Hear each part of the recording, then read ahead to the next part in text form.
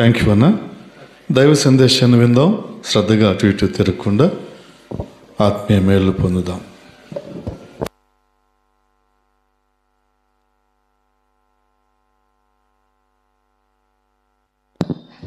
Hello hello, mic check.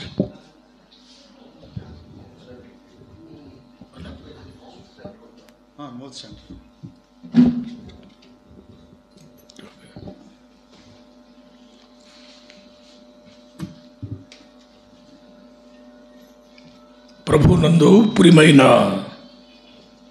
సోదరి సోదరులారా, ప్రభు అయిన దేవుడు ఈ దినమున ఈ సంఘములో మీ అందరితో కలిసి ఆయన సన్నిధిలో సహవాసం చేసే భాగ్యాన్ని అల్పుడనైన నాకు అనుగ్రహించిన దానిని బట్టి మొదటిగా దేవునికి కృతజ్ఞతాస్తుతులు చెల్లిస్తున్నాను. ప్రేమతో ఆహ్వానించిన ప్రియ దైవ సేవకులు జైపాల్ గారికి, అలాగే దైవ సేవకులు రాజారత్నం గారికి, వారి కుమారులకు, ఈ దినమున ప్రత్యేకంగా మన మధ్యకు హైదరాబాద్ నుండి దైవ వాక్యాన్ని అందించడానికి వచ్చిన షడ్రక్ గారికి, మీ అందరికీ ప్రభు నామమున ప్రేమ వందనాలు తెలియజేస్తున్నాను. బహుశా నేను ఇది మొదటిసారి అనుకుంటాను ఈ మందిరములో వాక్యం చెప్పడం అనేది. మందిరాన్ని చూచాను, మందిరంలోకి వచ్చాను, మాట్లాడాను, కానీ దైవ వాక్యాన్ని ఈ దినమే మీ మధ్యలో ఉండి పంచుకోవడానికి ప్రభు ఇచ్చాడు ఈ అవకాశాన్ని అని సంతోషిస్తున్నారు.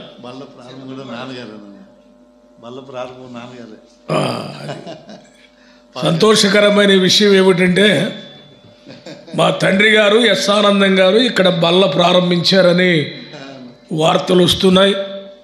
అంటే నేను హక్కుదారుండని అర్థమైంది నాకు. ఎందుకంటే తండ్రి గారి పనిలో ప్రవేశించే అవకాశం ప్రభు ఇచ్చారు, ప్రియులు కూడా ఆహ్వానించారు. చాలా సంతోషంగా ఉంది.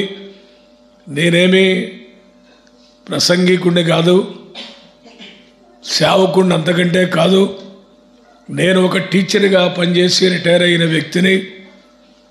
ప్రభు నాకు ఇచ్చిన సమయాలలో, ప్రభు ఇచ్చిన చిన్న జ్ఞానములో చిన్న చిన్న వర్తమానాలు అప్పుడప్పుడు పిలిచిన వారి దగ్గర అందిస్తూ ఉంటాను.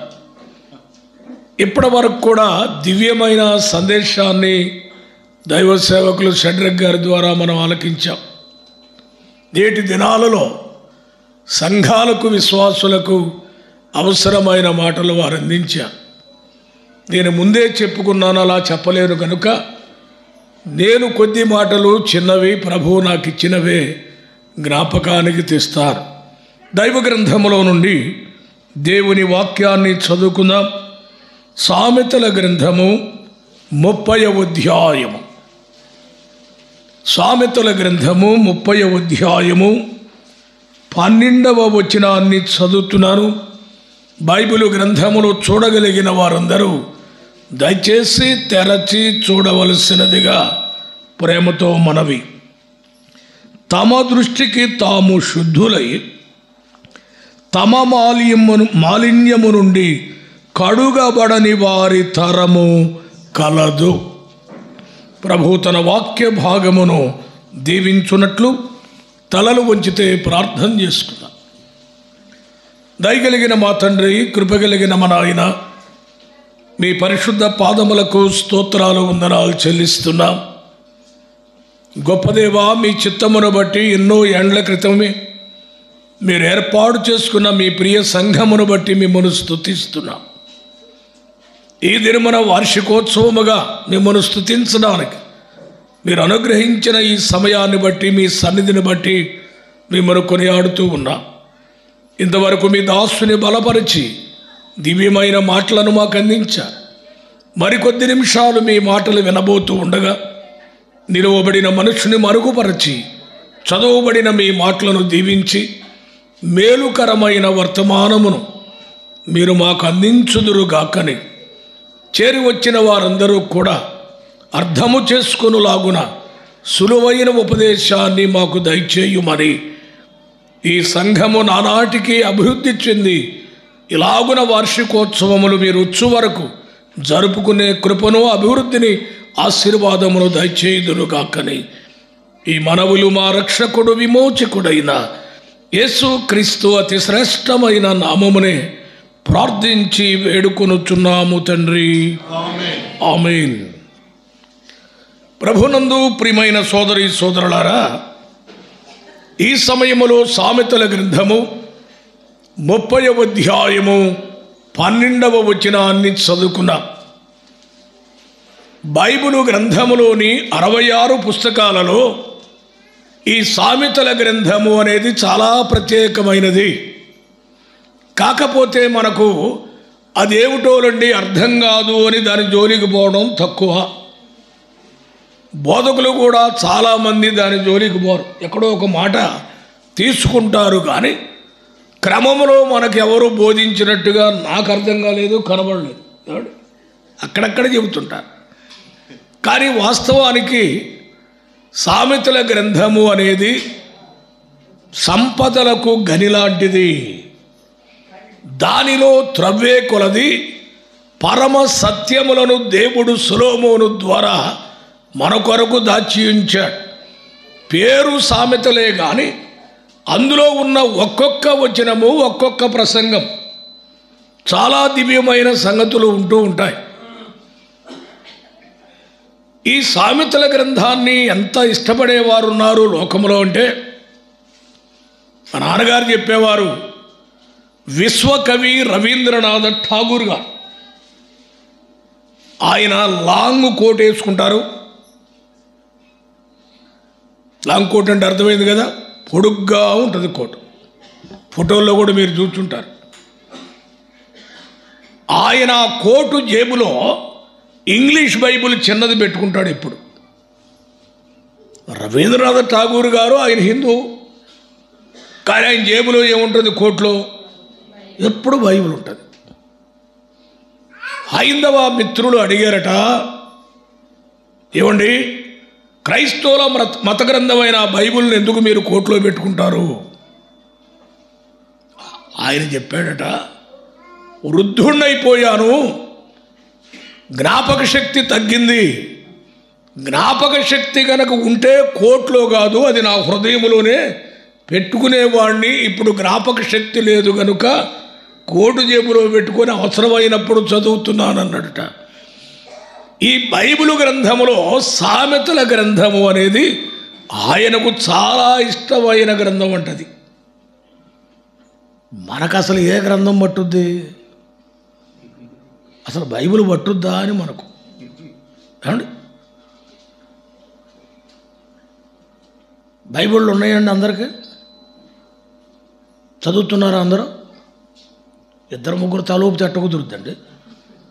బైబిళ్ళు ఎందుకుంటాయి మనకు? పిల్లలు ఏదైనా రాత్రులు ఏడుస్తారేమో పక్కలో పెడదాం, తల కింద పెడదాం, ఇదొక తాయిత్తులాగా. అందుకని చదివేవాళ్ళు లేరి సత్యాలు ఎక్కడి నుంచి తెలుసుకుంటామండి. ఈవేళ దెబ్బతినిపోతున్నాం. మీరే కాదు, ఈ టీవీ బోధకులు ఒకడు బయలుదేరారు, ఒక్కడు బైబిల్ తెరవడు, ఒట్టి మాటలు చెబుతుంటారు, బైబిల్ తెరవరు, బైబిల్ చదవరు వాడు. మనమేమో వాళ్ళ మాటలేని ఆనందపడిపోతుంటాం, ఏ సత్యాలు అన్నట్టుగా. దైవ గ్రంథాన్ని ధ్యానం చేయాలి, అప్పుడే మనం నేర్చుకోగలం. ఇప్పుడు చూడండి, మనం చదివిన 12వ వచనం 30వ అధ్యాయము ఏమంటుందో చూద్దాం. తమ దృష్టికి తాము శుద్ధులై తమ మాలిన్యము నుండి కడుగబడని వారి తరము కలదు. ఒక తరాన్ని చెబుతున్నాడు ఇక్కడ. ఏ తరం? ఆ తరము అది కడుగబడని తరము అన్నాడు కదండి. కడగబడకపోయినా మాటలు ఎక్కువ. ముందు మాటలు ఏమున్నాయి? తమ దృష్టికి తాము శుద్ధులై. ఇది ఈ రోజుల్లో ఉన్న జబ్బు ఇదే. ఎవరికి వారు అనుకునేది ఏంటి? నేను మంచోడు కాదు, నేను మంచిదాన్ని కాదని అనుకుంటారా?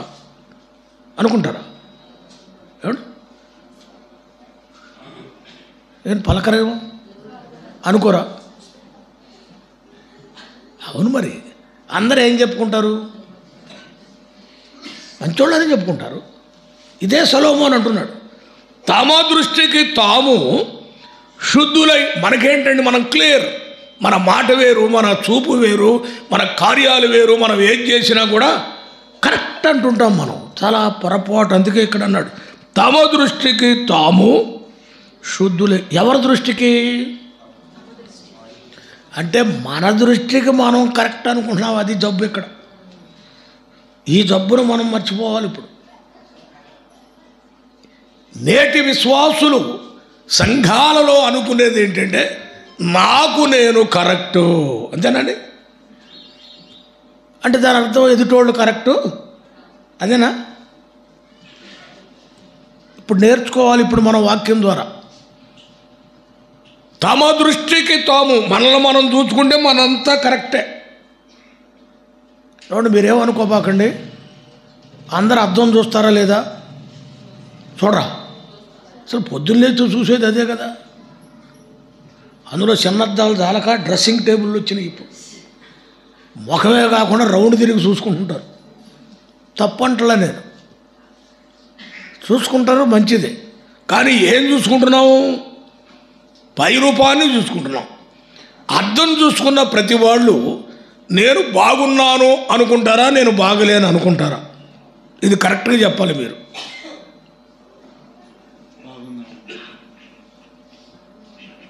ఏదో ఒకటి చెప్పండి అమ్మా. బాగులేను అనుకుంటే అర్థం ఎందుకు చూస్తారు? అసలు అర్థం చూసుకున్న వాళ్ళందరూ ఏమనుకుంటారంటే, అసలు మన కళ్ళు ఇంకోళ్ళకి ఎందుకుంటే, మన ముక్కు ఇంకోళ్ళకి ఎందుకు, ఈ రూపం వేరు, మన పర్సనాలిటీ వేరు, మన అందం అట్ట అనుకోపోతే చచ్చిపోతారంట. దేవుడిచ్చిన సెల్ఫ్ కాన్ఫిడెన్స్ ఏంటంటే, చూసుకున్న ప్రతి వాళ్ళు నాకేంటి అసలు కదండి, నేను అందంగా ఉన్నాను కరెక్ట్ అనుకుంటారట. తప్పేవి కాదు. అనుకుంటేనే దిగులు లేకుండా బతికేది. బాగులేదు అనుకుంటే ఇక అక్కడి నుంచి ఏదో ఒక మాత్ర వేసుకోవాల్సి వస్తుంది. మరి అర్థం చూసుకొని నాకు నేను బాగున్నాను అనుకుంటున్నావే, దేవుని వాక్యం అనే అద్దాన్ని మన జీవితానికి పెట్టుకొని చూసుకున్నప్పుడు దానికి మనం సరిపోతున్నామా లేదా అని ఎప్పుడన్నా చూసుకున్నామా? ఇన్ని ప్రసంగాలు వింటున్నాం మనం, అనేక రీతులుగా వాక్యాన్ని చదువుతున్నాం. అయినా మన దృష్టికి మనము ఏమనుకుంటున్నాం? తమ దృష్టికి తాము శుద్ధులమై మనం కరెక్ట్ అనుకుంటున్నాం. అసలు మానవుని జీవితం ఎలా ఉంటుందో సొలొమోనే చెప్తాడు. సామెతల గ్రంథం 16వ అధ్యాయం 2వ వచనం చూడండి. సామెతల గ్రంథం 16వ అధ్యాయము 2వ వచనము, ఒకని నడతలన్నీయు వాని దృష్టికి నిర్దోషములుగా కనబడును. ఆగండి. ఒకని నడతలన్నీ, ఇప్పుడు నేను ఉన్నాను అనుకోండి, నా నడతలన్నీ నాకు ఎట్లుంటాయి? నిర్దోషం, కరెక్ట్. నా నడక కరెక్ట్ అంట. అది మీకు నచ్చినా నచ్చకపోయినా నాది నాకు నచ్చుద్ది. అది బైబిల్ ఒప్పుకుంటుందా? సొలొమోను అందుకే అంటున్నాడు, ఒకరి నడతలన్నీ వాని దృష్టికి నిర్దోషములుగా కనబడును. మనలో ఏ లోపం లేదు, మన జీవితంలో ఏ లోపం లేదు, మనం చేసే పనుల్లో ఏ లోపం లేదు, మనం ఏం చేసినా కరెక్టు అని మనం అనుకుంటున్నాం. మోసం చేసుకుంటున్నాం మనలను మనమే. అదే సొలొమోను అంటాడు 21వ అధ్యాయము సామెతల గ్రంథం 2వ వచనం చూద్దాం. 2వ వచనము, ఒకడు తనకేర్పరుచుకొనిన మార్గము ఎట్టిదైనను తన దృష్టికి అది న్యాయముగానే తోచును. ఏమిటండి ఇది? ఒకడు తన కొరకు ఏర్పరుచుకొనిన మార్గము ఎట్టిదైనా, అది దుర్మార్గమైనా మోసమైనా ఎటువంటిదైనా ఆ వ్యక్తికి అది ఎట్లా ఉంటుంది? నిర్దోషం. జనం అందరూ ఎవడరా వీడు చేసే పని అది ఇది అంటే, నో నాది కరెక్ట్ అదే. మన జీవితాలు ఊరికి ఆరాధన చేస్తే చప్పట్లు కొడితే సందాలు ఎత్తే కాదు. మన లైఫ్ ఎలా ఉందో ఇప్పుడు దేవుని సన్నిధిలో ఒకసారి పరీక్ష చేసుకోవాలి. ఆ సొలొమోనే మరలా ఏమంటాడో చూడండి. సామెతల గ్రంథం 12వ అధ్యాయం 13వ వచనం చదువుదాం. 12వ అధ్యాయము 13వ వచనం. పెదవుల వలన దోషము అపాయకరమైన ఊరి, నీతిమంతుడు ఆపదను తప్పించుకొనును. ఒకడు తన నోటి ఫలము చేత తృప్తిగా మేలు పొందును, ఎవని క్రియల ఫలము వానికి వచ్చును. మూఢుని మార్గము, అదిగోండి చూడండి, మూఢుని మార్గము వారి దృష్టికి సరి అయినది. ఈడెవడంట అంటే ఎవడు చెప్పినా ఇక అరే నాది నాకు తెలిసినావా కరెక్ట్, మీరేంటి నాకు చెప్పేది. ఎన్ని బోధలున్నా ఇక్కడ సరిగాట్ల కేసులు, ఎంత వాక్యం విన్నా మార్చుకోవట్లా. ఎందుకంటే మూఢుని మార్గం ఎలా ఉంటుందన్నాడు, వారి దృష్టికి సరి అయినది, నాది కరెక్టు అనుకున్నారు. ఈవేళ ఈ రోజుల్లో సంఘాల్లో ఉన్నదంతా ఏది, ఎవరికాళ్ళు ఏమంటున్నారు, నాది కరెక్ట్ అంతేనా. ఇప్పుడు గొడవలు ఎందుకు వస్తున్నాయండి సంఘాల్లో? ఎవరికి వారు నాది కరెక్ట్ అనుకుంటుంటేనే గొడవ, అంతేనా. కాదు ప్రభువా నా పొరపాటు పడ్డాను సరి చేసుకుంటానంటే గొడవ ఎందుకు ఉంటుంది? ఉండదు. ఎవరికి వారు మన భాషలో అంటారు చూడండి, తెగేదాకా లాగుతారని.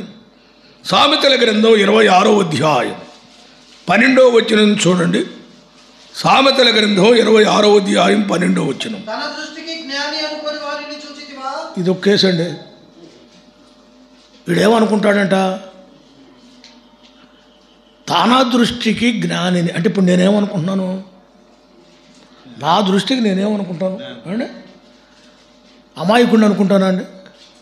ఏమనుకుంటాను నేను, జ్ఞాని. సరే నేను అనుకుంటున్నాను, నువ్వేమనుకుంటున్నావు? అందరూ అనుకునేది అదే. అందుకే మాట్లాడేటప్పుడు నేనేమో అమాయకురాలను అనుకున్నా, ఏం చేయాలో నాకు బాగా తెలుసు అంటే దాని అర్థం ఏంటి, జ్ఞాని అన్నట్టుగా. ఏమండి ఏమిటి మాటలు? నిజంగా ఎన్ని మైనస్లు మనలో ఉన్నాయో, ఎన్ని సరి చేసుకోవాల్సినయో. తన దృష్టికి జ్ఞాని అనుకును వానిని నీవు చూచితివా? అర్థమైందండి. సామెతల గ్రంథం 26వ అధ్యాయము 25వ వచనం చూడండి. వాడు దయగా మాట్లాడినప్పుడు వాని మాట నమ్మకము, వాని హృదయములో హేయ విషయములు కలవు. వారి హృదయములో హేయ విషయములు కలవు. వాడు తన ద్వేషమును చేత దాచుకొనును. సమాజములో 25 సామెతలు 26, 25 అదేనా? నాకు కావలసిన మాట ఏంటంటే, ఒకని ఎదుట సరి అయిన మార్గం ఉంటుంది, తుదకు అది మరణమునకు త్రోవదీయును అన్నాడు. నా మార్గం సరైందే, నేను కరెక్ట్, నా జ్ఞానిని అనుకుంటే ఆఖరికి ఏమవుతాడంట, మరణానికి అది తీసుకువెళుతుంది. ఈ సత్యాలు మనం జాగ్రత్తగా గమనించాలి. ఎవడికి వాడు నేను కరెక్ట్ అనుకోకూడదు. మీకు గుర్తుందా, 2 వ్యక్తులు యెరూషలేము దేవాలయానికి ప్రార్థన చేయడానికి వెళ్ళారు. లూకా సువార్తలో 13లో చూస్తాం. ఒకడు పరిసయ్యుడు, మరొకడు సుంకరి. ముందెవరు ప్రార్థన చేస్తున్నారు? పరిసయ్యుడు ప్రార్థన చేస్తున్నాడు. ఏమని ప్రార్థన చేస్తున్నాడు? నేను అమాయకుడిని ప్రభువా, నేను బలహీనుణ్ణి, దుష్టుణ్ణి అని చేశాడా? ఏమన్నాడు? నేను వారమునకు 2 మారులు ఉపవాసం ఉంటున్నాను, ప్రతి దానిలో 10వ భాగాన్ని 10 వంతు ఇస్తున్నాను. ఈ చోరుల్లాగా నా వెనకున్న ఈ సుంకర్లాగా నేను అలాంటి వాడిని కాను అన్నాడు.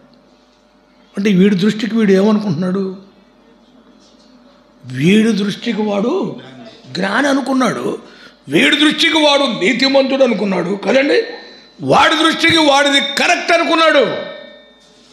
ఆఖరిలో జడ్జిమెంట్ వచ్చింది. దేవుడు తీర్పు తీర్చాడు. ఎవడి ప్రార్థన విన్నాడు దేవుడు? పాపిని యేసయ్యా అని ఆకాశము వైపు కనులెత్తుటకైనను ధైర్యము చాలక రొమ్ము కొట్టుకొనుచున్నా ఎవరత ఆ వ్యక్తి ఎవరో సొంకరి. అతని కంటే ఇతడు నీతిమంతుడిగా తీర్చబడి వెళ్ళిపోయాను. నేను జ్ఞానిని, నే ఆ మార్గము సరైందనుకున్నవాడు నీతిమంతుడిగా తీర్చబడలేడు.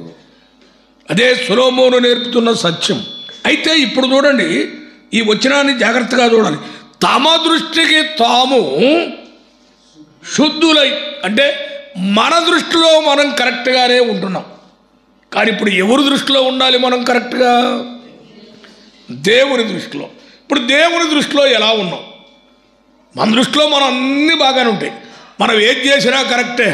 కానీ దేవుని దృష్టిలో ఎలా ఉంటుంది? 33వ కీర్తన 13వ వచనం. ఎంతమందిని ఆయన చూస్తాడు? 33వ కీర్తన 13వ వచనము. అదిగోండి, యెహోవా ఆకాశములో నుండి కనిపెట్టుచున్నాడు. ఎంతమందిని? అందులో నేనున్నానా? మీరున్నారా?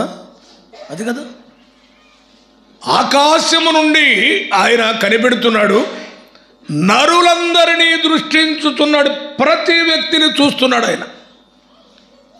ఇందులో తప్పించుకునేవాడు ఎవడో లేడు. మన దృష్టి కాదు, ఇప్పుడు దేవుని దృష్టి పడుతుంది మన మీద. ఎలా ఉందో ఆయన చూస్తే, దయచేసి యోబు గ్రంథము 25వ అధ్యాయము 4వ వచనములో భక్తుడు వ్రాస్తున్నాడు, నరుడు దేవుని దృష్టికి నీతిమంతుడు ఎట్లు కాగలడు. ఒక ప్రశ్న వచ్చిందండి. దేవుడు నరులను చూస్తున్నాడు. చూస్తూ ఉంటే వాస్తవానికి జరిగేది ఏమిటంటే, నరుడు దేవుని దృష్టికి నీతిమంతుడు ఎట్లు కాగలడు అంటే ఆయన దృష్టిలో చూస్తే అసలు నీతిమంతుడు ఉంటాడా? ఉంటాడా అండి? మరి ఇందాక దాకా మంద కరెక్టు, మన చూపులో మన దృష్టిలో అనుకున్నామే, కొట్పడేసాడు ఇప్పుడు యోబు. కనుక మనం జాగ్రత్తగా పరిశీలించుకోవాలి. మనం ఏ పాటి వారము ఆయన చూస్తూ ఉంటే, అదే యోబు గ్రంథం 25వ అధ్యాయము 6వ వచనం చదవండి. మరి నిశ్చయముగా ఎవరండి? మన పేరేంటి? అదే మనుష్యుడు. ఏంటి అక్కడ మన బిరుదు? ఈ పదాన్ని ఎప్పుడు వాడతారండి జనరల్గా?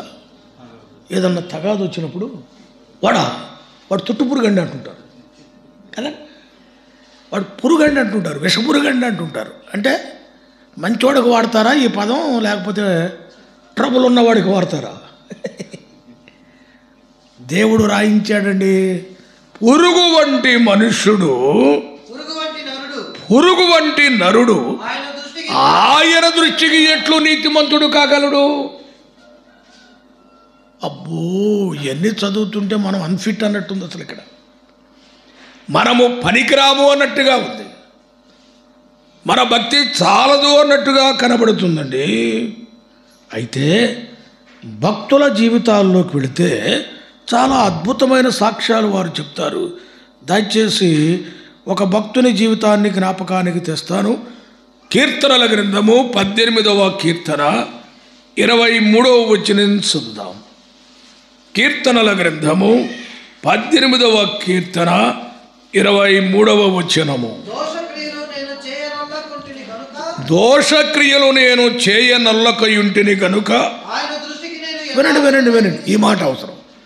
ఆయన దృష్టికి నేను యథార్థపరుడనైతిని. ఇది సాక్ష్యం. దేవుని దృష్టిలో మనం యథార్థపరులు అని ఉండాలి. మన దృష్టిలో కాదు, మనం చెప్పుకోవడానికి మనం చెప్పుకుంటాం. అవన్నీ పనికిరానివని చెప్తున్నాడు సొలొమోను. ఆయన దృష్టికి నేను యథార్థపరుడనైతిని. ఇప్పుడు మనందరం చెప్పగలవా ఈ సాక్ష్యం? నా దేవుని దృష్టికి నేను యథార్థపరుడను, యథార్థరాలును అని చెప్పగలవాండి? అయితేనే చెప్పాలి, లేకపోతే దిద్దుకోవాలి. అంతేనా అండి? అసలు యథార్థత అనేది మన దగ్గర ఉందంటారా? ఇప్పుడు మా సంఘానికి 100 మంది వస్తారు. కొత్తగా పెళ్ళైన జత వచ్చారు. సహజంగా వస్తారు, ప్రార్థన చేయించుకుంటారు, ఆదివారం వచ్చారు.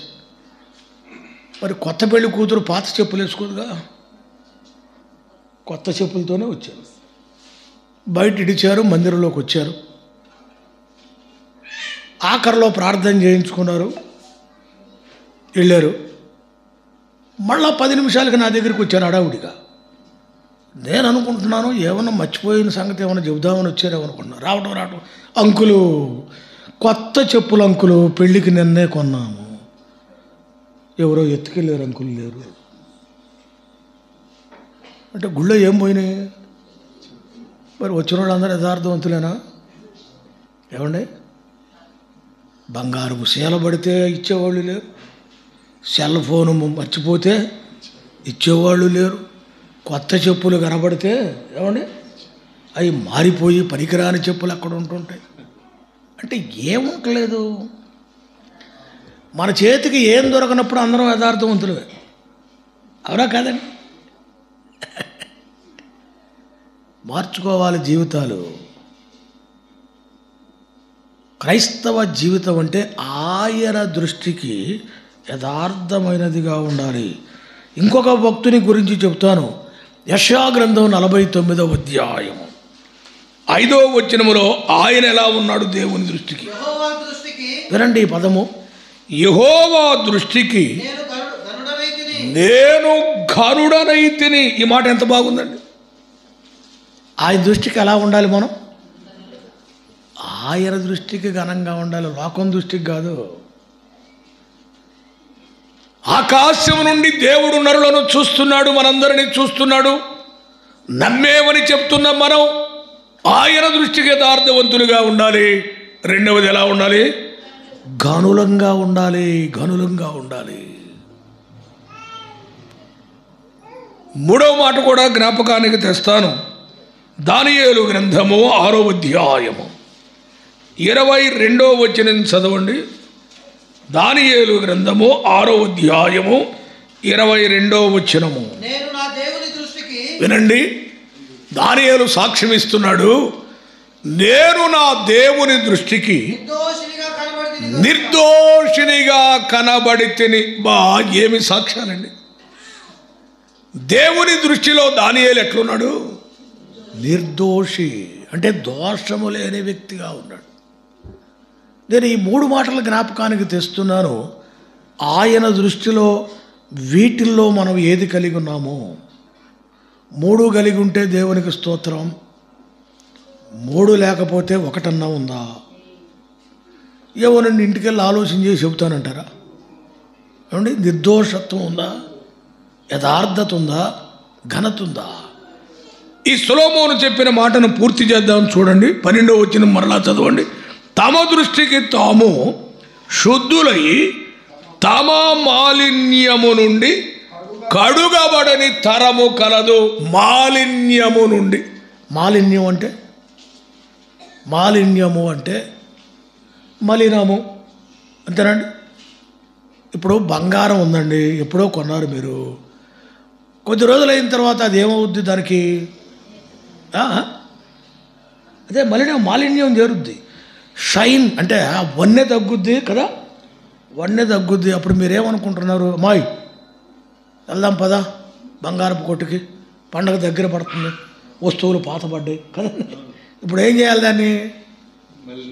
దాన్ని తీసుకెళ్ళి మళ్ళా కంసాల వారి దగ్గరికి వెళ్ళి ఆ మాలిన్యముతో ఉన్న వస్తువులను ఏం చేయాలండి? మళ్ళీ శుద్ధి చేయించాలి. అదేనండి శుద్ధి. అప్పుడు ఎలా వస్తాయి ఆ వస్తువులు? అసలు మనయేనా, మనం ఇచ్చినయేనా అన్నట్టుగా ఉంటాయి. ప్యూరిఫై అయిపోతాయి అన్నమాట, మేలిమిగా వచ్చేస్తాయి. ఇంతకుముందు ఏం పట్టింది వాటికి? బంగారమే కానీ మాలిన్యం పట్టింది. విశ్వాసులారా, నమ్మి ఎన్ని సంవత్సరాలైంది? నమ్మిన మన జీవితాలు ఎలా ఉన్నాయి? నమ్మిన కొత్తలో అసలు మనకు రాత్రులు పట్టిందా, పగల పట్టిందా? ఏమండి, అసలు టైం పట్టిందా, ఇల్లు పట్టిందా, వాకిలి పట్టిందా? ఎక్కడ కోటాలంటే అక్కడికి డబ్బులు లేకపోయినా నడిచెళ్ళాం. మా అందరి అనుభవాలు అయ్యే. మాకు డబ్బులు ఉండేవి కాదు, మేము చిన్నవాళ్ళం. పొలాలకు అడ్డం పడి మైలు వెళ్ళేవాళ్ళం ఎక్కడ కోటాలంటే ఆసక్తి. అక్కడ ఆ దినాల్లో ఇప్పుడు కోటాల్లో పెట్టినంత మంచి భోజనాలు ఎవరు పెట్టలే. ఉడికి ఉడకనే భోజనం, అదేదో దోసకాయ పచ్చడు, సాంబార్ ఉండదు, పచ్చి పులుసు, ఇలాంటివి పోసేవాళ్ళు. పన్నీరులోనే పండుకోవాలి, ఆ గడ్డిలోనో పరదా మీదో అలా పడుకోవాలి. ఎందుకంటే ఆ ఆసక్తి అలా ఉండేది. ఎప్పుడిది? ఎప్పుడండి? నమ్మిన కొత్తలో. బైబిల్ ఎంతసేపు చదివేవాళ్ళమో, ఎంతసేపు మోకాళ్ళ మీద ప్రార్థన చేసేవాళ్ళమో. ఇప్పుడు అవన్నీ ఉన్నాయంటారా అండి? ఒప్పుకుందాం, దేవుడి సన్నిధిలో ఉన్నాయా? మేము కొత్తలో సేవకి బాగా వాయిద్యాలు తీసుకొని యవనస్తులు బయలుదేరి వెళ్తుండేవాళ్ళం. ఎక్కడో ఒక చోట లోకం నాశనం అయిపోతుంది, మనం ఇక్కడ ఉంటే కుదరదు, ప్రకటించాలి, పాడాలి, పదండి అని వెళ్ళేవాళ్ళం. ఈ తబలాలు, డోలకులు, హార్మోనియాలు వేసుకొని వెళ్ళేవాడు. మా మేనమావ ఒకడు ఉండేవాడు మాకు, జయసుందరం గారని. మా హడావుడు చూసినప్పుడు, ఓయ్ కుర్రోళ్ళరా ఎక్కడికి లేచారు అనేవాడు. ఊరుకోవా, మేము సేవకి వెళ్తున్నాం అంటే ఆయన అంటాడు, ఇదిగో కొత్త ఇరుసు కిరకిర అంటది, కొద్ది రోజులు పోయిన తర్వాత లటలట అంటది అన్నాడు. అంటే మీకు అర్థమైందా? కొత్త ఇరుసు అంటే బండికి కట్టే చక్రం. కొత్తగా బిగిస్తే శబ్దం ఎట్టొచ్చుద్దంట అది వెళ్తుంటే. కొత్త కనుక కిరా కిరా అంటుంటుందంట. బండి కొన్ని రోజులు తిరిగిన తర్వాత ఆ చక్రం ఏముంటుందంట? లట లట లట అంటే ఏమైపోయింది? లూజ్ అయింది. అందుకు ఆయన గోల్ చేస్తూ మమ్మల్ని, మేము కూడా నమ్మిన కొత్తలో ఇట్లే తిరిగేవలవా, ఇప్పుడు అన్నీ సర్దుకున్నాం, కొండే ఎంతకాలం పోతారో అన్నాడు ఆయన. అంటే దీని అర్థం ఏంటండి? ప్రారంభ ఆసక్తి, భక్తి, ప్రార్థన, యథార్థత, పరిశుద్ధత, ఆత్మ తీవ్రత, పరిచర్య, దేవుని సహవాసం ఈవేళ అడుగంటిని అంటే ఏమొచ్చి పడింది మనకు? మాలిన్యము వచ్చి పడింది. బంగారము లాంటి విశ్వాస జీవితం పేతురు మొదటి పత్రికలో అన్నాడు. నశించిపోవు సువర్ణము అగ్ని పరీక్ష వలన శుద్ధపరచబడుతున్నది కదా అన్నాడంటే బంగారానికి ఏం పడుతుంది? మలినం పడుతుంది. మన జీవితాలు అయ్యే చెప్పుకోవడానికి. ఇప్పుడు అంటండి, మీ నాన్నగారు మా ఊరు వచ్చినప్పుడు అప్పుడే మేము నమ్మున్నామయ్యా అంటారు. నేను చాలా చోట్ల తిరుగుతుంటే చాలామంది అంటారు, మీ నాన్నగారికి పరిచర్య చేసేవాడిని సత్యంబాబు గారు అంటారు. నిజమే. ఇప్పుడు అవి ఉన్నాయి అంటారా భక్తి? ఇప్పుడు ఆ ఆసక్తి ఉందంటారా? అసలు ఆ జీవితము ఎంతసేపు ప్రార్థన చేస్తున్నామండి? ఎంతసేపు బైబిల్ చదువుతున్నాం? మనం దేవునికి ఇవ్వవలసిన వాటిని ఇస్తున్నావా? ఏమిటి భక్తి జీవితం అంటే? బంగారానికి మాలిన్యం పట్టింది. అందుకే సొలొమోను అన్నాడు, చదవండి ఆ మాట. తమ దృష్టికి తాము శుద్ధులై తమ మాలిన్యము నుండి కడగబడని తరము. మాలిన్యం ఉందో లేదో యాకోబు గారు చెప్తున్నాడు. యాకోబు పత్రిక మొదటి అధ్యాయము 27వ వచనం చదువుదాం. యాకోబు పత్రిక మొదటి అధ్యాయము 27వ వచనము. తండ్రి అయిన దేవుని ఎదుట పవిత్రమును నిష్కళంకమునైన భక్తి ఏదనగా, ఏ భక్తి అన్నాడండి? నిష్కళంకమైన భక్తి. మన భక్తి ఎట్టుండాలి? భక్తికి ఏమి ఉండకూడదు? కళంకం ఉండకూడదు. సాక్ష్యాలు కాపాడుకోవాలి. మనం జీవితాలు మనం ఉన్న ఈ దినాలలో ఇలాంటి సాక్ష్యములో ప్రభువును మహింపరిచేటట్లుగా ఉండాలి. నిష్కళంకమైన భక్తి ఏదనగా అని యాకోబు ప్రారంభించాడంటే భక్తికి కళంకము ఉండకూడదు, అంటే మాలిన్యము ఉండకూడదు, సరిచేసుకోవాలి. ఎలా వస్తుంది మన జీవితంలోకి మాలిన్యం? యాకోబు పత్రిక 3వ అధ్యాయము 6వ వచనం చదువుదాం. ఇదేంటండి? యాకోబు ఏమి రాశాడు? నాలుక అగ్ని అంటావా ఎప్పుడన్నా? ఇక తెలుగు భాషలో దానికి పదం లేదు కనుక ఆ మాట వాడాడు. ఇంకేదన్నా ఉంటే తీవ్రంగానే ఉంటుంది. నాలుక ఎందుకు రాశాడు ఆ మాట? నాలుకను దేవుడు ఎందుకు ఇచ్చాడు? ఎందుకు ఇచ్చాడండి? మీరంతా స్టూడెంట్స్ కదా, రేపు ఇంటర్వ్యూలు అడుగుతూ ఉంటారు. ఏం చెప్తారు? నాలుగు ఎందుకు ఇచ్చారంటే రుచి తెలుసుకోవడానికి ఇచ్చారు, తినడానికి ఇచ్చారు, ఇదేనా? మరి యాకోబు కొత్త రకం మాట చెప్పాడే, నాలుక అగ్నియే అన్నాడంటే నాలుకలో నుంచి ఏమొచ్చుద్ది? ఏమండి, పచ్చని కాపురం పోవాలంటే బాంబు పెట్టక్కర్లా. ఇప్పుడు కొత్తగా పెళ్ళయింది భార్యాభర్తలకి, వాళ్ళ కాపురం నాశనం కావాలంటే మనం ఏం ఖర్చు పెట్టక్కర్లా, మనం ఏం బాంబు పెట్టక్కర్లా. దేంతో పని చేయొచ్చు? భలే చెప్పారు మీరు, నాలుగుతో కదా. పెళ్ళి కొడుకు కనపడ్డప్పుడు అబ్బాయి బాగున్నామంటరా అని బాగున్నాం. పెళ్ళి అయిందంటగా, అయింది, మరి ఎవరిని చేసుకున్నాం మనం? అరే ఆ అమ్మాయి ఏం చేసుకున్నామంటరా, అవ్వా సర్లే అయినా నాకెందుకులే, అయిపోయింది ఇంకా. సరే ఆ అమ్మాయి కనపడుద్ది, ఏమ్మా పెళ్ళయిందంట కదరా, ఎవరు అబ్బాయి? పలానా అబ్బాయి. అవ్వో ఆడి తప్పితే నీకు ఇంకెవడు దొరకలేదంట. నేను టీచర్గా ఉన్నప్పుడు నా భార్య కూడా ఉద్యోగస్తురాలు, ఎలక్షన్ డ్యూటీ పడింది మాకు పావులూరు. మేమిద్దరం ఒకే బూతులో, నేను ఏపీఓ, ఆమె పీసీ. మాకు పీఓగా మా మేడమే, నాకు చదువు చెప్పిన ఇంటర్మీడియట్లో మేడం గారు, అంతా మేమే. సరే ఈ ఎలక్షన్ ఓట్లు గీట్లు తీసుకొని పెట్లు తీసుకొని లగేజ్తో ఆ బస్సులో పావులూరు దిగాం. హై స్కూల్లో రూమ్ ఇచ్చారు. ఇక మేము వాటికి సంతకాలు ముద్రలు వేసుకొని పని చేయాలి. నేనేం చేశానంటే, మా ఆఫీసరు మా మేడం కనుక, చదువు చెప్పిన మేడం, రెండవ నా భార్య కనుక, మీరిద్దరు ఇక్కడ కూర్చోండి, నేను పావులూరు సెంటర్కి వెళ్ళి మీకు టిఫిన్ తెస్తాను, వడలు బజ్జీలు ఏమన్నా అని చెప్పాను. మా మేడం సంతోషించింది. మా ఆవిడ కూడా అప్పుడు గర్భవతిగా ఉంది, మంచిదే తీసుకురా అంది. మేము వెళ్ళేటప్పుడు చాలా బాగున్నాం, నవ్వుకుంటున్నాం, సామాన్లంతా ఆడబెట్టుకున్నాం, నేను వెళ్ళి తెస్తాను అన్నాను. సరే నేను వెళ్ళాను. ఒక పావు గంట 20 నిమిషాల్లో ఆ గారెలు బజ్జీలు కనపడ్డాయి, కొనుక్కొచ్చి లోపలికి వచ్చాను. ఇక మా ఆవిడ నా వైపు జొట్ల, నేను పిలిచినా కూడా అంటుంది కానీ పలకట్లా. ఏమిటి ఈ తేడా ఏమిటి, ఇందాక బాగుంది కలిసి వచ్చాం, చెప్పెళ్ళాను కదా, ఇంతలోకి ఏం జరిగింది అని అనుకున్నా. ఇక ఎడముఖం పెడముఖమే ఎలక్షన్ కూడా. అసలు ఏం జరిగింది, నేను చేసిన పొరపాటు ఏమిటి, నువ్వు ఎందుకు ఇట్లా ఉన్నావంటే, నీ జాతకం అంతా మీ మేడం చెప్పింది అంది. అరే రే రే రే ఏం చెప్పింది అన్నా. నువ్వా కాలేజీలో రబడీ వంటగా, నువ్వు కాలేజీలో గొడవలన్నీ నీయనంటగా, కాలేజీలో ఆణ్ణు కొట్టావంట, స్ట్రైక్ చేసావంట, కేసులంట, గొడవలంట.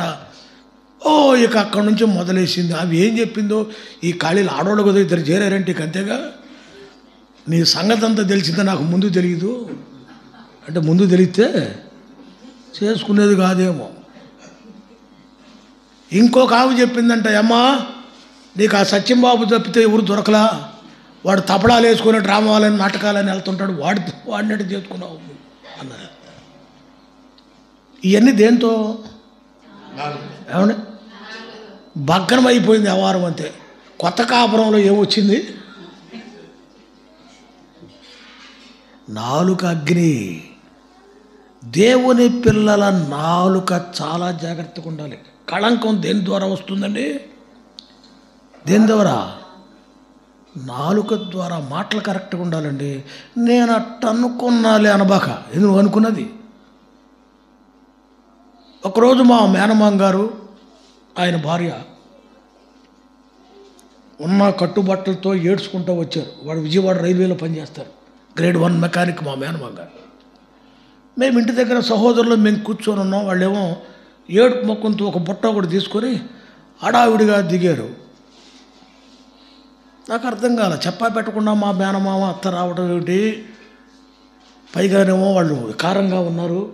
అంటే ఉన్న పాళంగా లేచి వచ్చేసారు.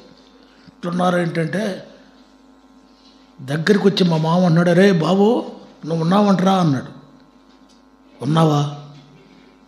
నేనే కదా ఉందంటే ఆ దేవుడురా, నువ్వు చచ్చిపోయావని హైదరాబాద్ నుంచి మీ బావ ఫోన్ చేశాడురా. మాకు రిజర్వేషన్ దొరకలేదు, మా బావ హరియారావు గారు ఉంటాడు హైదరాబాద్లో, ఆయన ఫోన్ చేశాడంట. మా మేనమావ రాబర్ట్స్ వాడు చచ్చిపోయాడంట, మేము పసిబిడ్డతో ఉన్నాం, రిజర్వేషన్ దొరకలేదు, వెనక ముందుకు వస్తాం, ముందు మీరు వెళ్ళండి అని చెప్పాడురా. ఉన్న పళంగా మీ అత్త నేను బయలుదేరి వచ్చాము. తర్వాత వాళ్ళు బయలుదేరుతున్నారు హైదరాబాద్ నుంచి. మేము ఫోన్ చేసి బతికే ఉన్నాను రాబాకండి. దేని ద్వారా ఇది? ఎవరన్నా హరియారావు గారు నీకెవరు చెప్పారంటే, ఆయనకి ఎవరో ఫోన్ చేశారంటే మీ బామర్ది చచ్చిపోయాడు, మీరు ఇంకా వెళ్ళలేదా అని. జాగ్రత్త, నాలుక దేవుని పిల్లల మాట. అవునంటే అవును, కాదంటే కాదు. ఈ నాలుక కళంకము తెచ్చేది ఏది మాట్లాడకూడదు. కీర్తనలో చాలా మాటలు ఉన్నాయి, దాని జోలికి వెళ్ళడం లేదు. మరొక మాట చూడండి, యెహోషువ గ్రంథం 3వ అధ్యాయం 3వ వచనము. యెహోషువ గ్రంథము 3వ అధ్యాయము 3వ వచనము. మీరు మీ దేవుడైన యెహోవా నిబంధన మందసమును యాజకులైన లేవీయులు మోసుకొని పోవడం చూచినప్పుడు మీరున్న స్థలంలో నుండి బయలుదేరి దాని వెంబడి వెళ్ళవలెను. మీకును దానికిని దాదాపు 2000 మూరల ఎడమ ఉండవలెను. మీరు వెళ్ళు త్రోవ మీరు ఇంతకు ముందు వెళ్ళునా. సరే అండి, సరే మానేద్దాం. ఇప్పుడు జకర్యాలోకి వస్తే యెహోషువ మలిన వస్త్రాలు కనబడతాయి. జకర్యా మలిన వస్త్రములు అంటే జీవితానికి సూచన. మలినం దేనికి అంటుకుంటుంది? దేనికండి? వస్త్రాలకు అంటుకుంటుంది. అంటే మన జీవితానికి. మనం క్రైస్తవులమే కానీ సగం క్రైస్తవులము, అంతేనా? మౌనం అయిపోయారంటే అట్లా అనబాకండి. మేము బాప్తిసం ముందు ఆరాధన చేసి ఫుల్ క్రైస్తవులు అండి అంటారండి, అంతేనా? శంకుస్థాపన చేయాలి, ఎప్పుడు పెడతారు మీరు? ఎవరిని అడిగి శంకుస్థాపన అనకూడదు, పునాది వేయాలి. పునాది ఎవరిని అడిగి పెడతారు? దర్వాజా ఎవరిని అడిగి పెడతారు?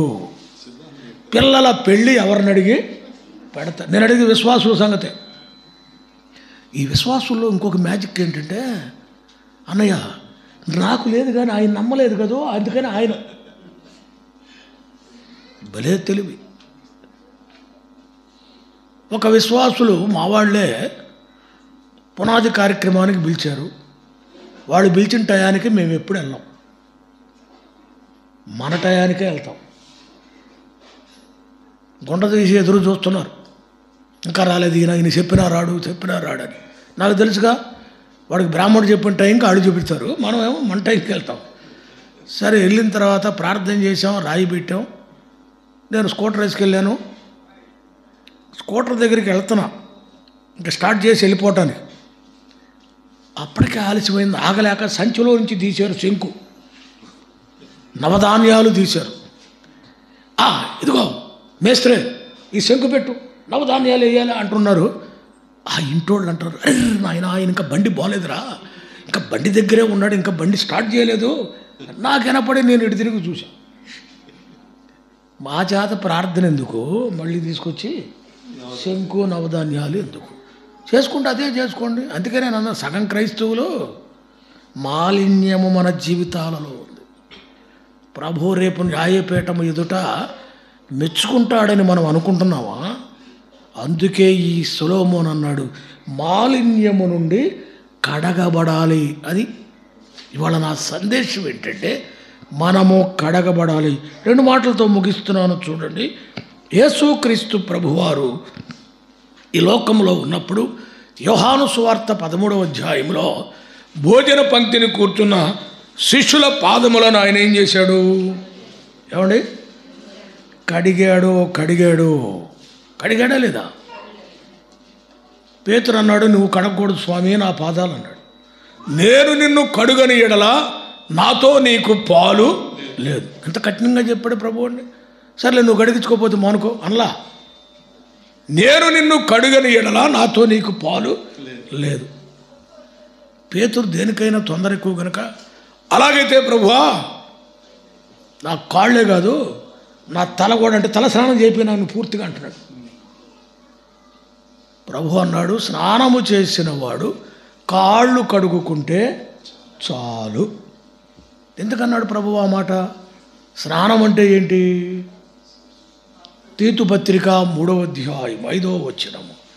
పునర్జన్మ సంబంధమైన స్నానం అంటే, స్నానము చేసిన వాడు అంటే యేసుక్రీస్తును రక్షకునిగా అంగీకరించి ఆయన రక్తము చేత కడగబడిన వాడు, స్నానం చేసిన వాడు. నేను అడుగుతున్నాను, ఈ కూడికలో ఉన్న మీరందరూ స్నానం చేసిన వాళ్ళేనా? అంటే స్నానం అంటే నేను నీళ్ళ స్నానం కాదు ఏమండి. అందరూ పాపక్షమాపణ రక్షణ పొందిన వారేనా?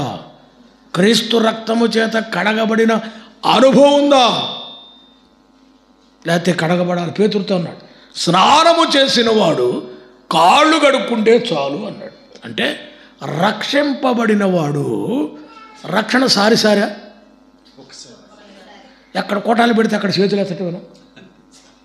మాకు ఒకడు ఉండేవాడు, ప్రతి కూటంలో చేయెత్తుతాడు. ఏంట్రా బాబు అదేంటని, మావయ్య దేన్నోనో ఎత్తాలనిపిస్తున్నట్టు. ఎత్తాలనిపించేది ఉదారమా?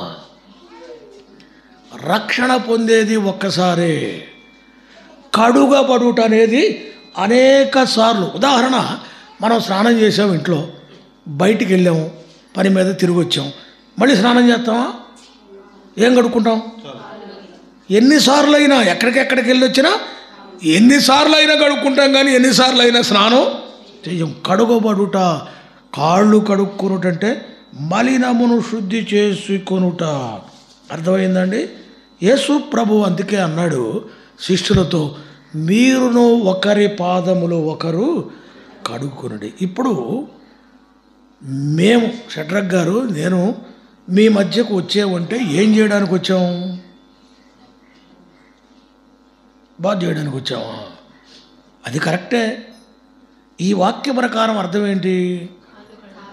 మీ కాళ్ళు కడగడానికి మేము వచ్చాము. వాక్యం అనే నీటి ద్వారా మీ కాళ్ళు అంటే ప్రవర్తన, మీలో ఉన్న మాలిన్యం, అంటే మీరంటే మీరని కాదు, మనలో అది. బోధకుడేమో అతీతుడు కాదు, ఇప్పుడు బోధకుడు కూడా అందరికీ సంబంధించిన మాట. అనుదిన క్రైస్తవ జీవితంలో ప్రభు రాబోతున్న దినాలలో ఆయనను ఎదుర్కొనే సమయంలో మనం సిద్ధంగా కడుగబడిన వారంగా ఉండాలి. మాలిన్యము నుండి కడుగబడి ఆయనను ఎదుర్కొంటూ ఆయనతో న్యాయపీఠము ఎదుట బహుమతులు స్వీకరించే అంతటి పవిత్ర జీవితాన్ని మనం కలిగి ఉండాలి. టైం లేదు కనుక నేను ముగింపులోకి వస్తున్నాను. సొలొమోను చెప్పిన ఈ మాట భక్తులమో విశ్వాసులమో అని అనుకుంటూ మనలను మనమే మోసం చేసుకుంటూ మన దృష్టిలో మనం చూసుకుంటున్నాం, కానీ దేవుని దృష్టిలో చూసుకుంటే కడగబడవలసిన వారమని గుర్తించి లోపమేంటో, బలహీనత ఏమిటో, మాలిన్యం ఏమిటో ఎవరిది వారికి తెలుసు కనుక వాక్యపు నీటితో కడుగబడి తీర్మానం చేసుకొని ఆయన బిడ్డలుగా సిద్ధపడుదుముగాక. దేవుడి ఈ మాటలను మనందరి జీవితాలకు ఆశీర్వాదకరముగా చేయునుగాక. ఆమేన్.